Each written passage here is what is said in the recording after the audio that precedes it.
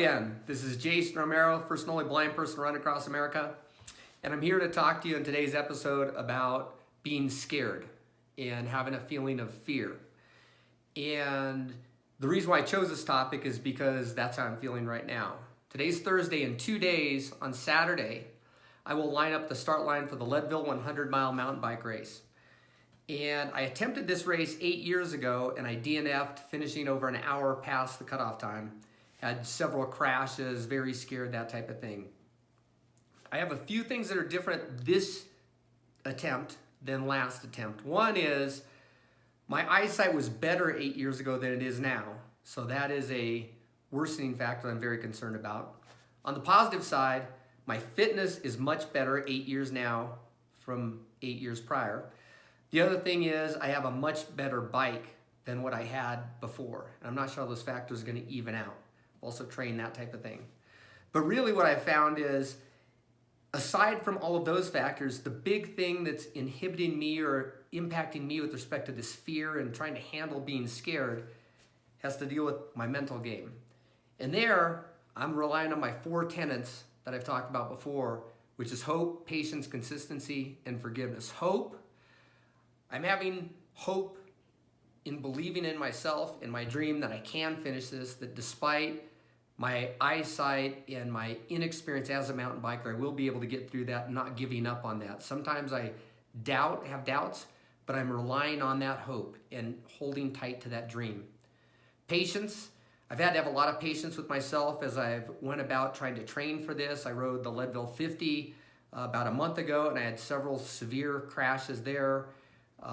Skinned up, scraped, lucky I didn't break bones. But having patience with myself and staying calm as I've led up to this race. Consistency. Consistently training my body and consistently staying in the game when I've wanted to quit and just say, forget about it, this may not be something for me, or maybe it's not something that a blind person should attempt.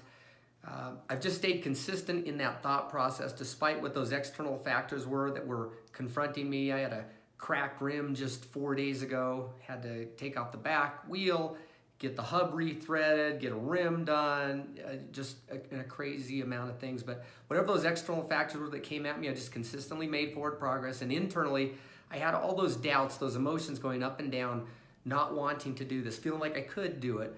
And they just circulated and undulated. But staying consistent with my effort to continue to prepare for the race was critical. And finally, forgiveness. A DNF for me is very, very difficult to handle. And sometimes a DNF or fear of DNFing, not finishing a race, can prevent me from even getting to the start line. And that's one thing that I've had a couple of friends talk to me about not wanting to start this year's 100-mile race. And my thought, my advice to them has always been, just get to the start line. And once you get to the start line, start moving forward, it'll all snap into place. Forgiving myself for DNFing 8 years ago. It's been 8 years of beating myself up and trying to accept that DNF, and now I line up again, and that fear of another DNF is still rattling around in my head. But at the end of the day, I'm not perfect. There are a lot of things I can do. There's some things that I may not be able to finish on an attempt, but obviously if I perfect and continue to focus, I know that I can accomplish pretty much anything. So forgiving myself for that failure and past failure is something that's been critical for me to be able to try to get to that start line again.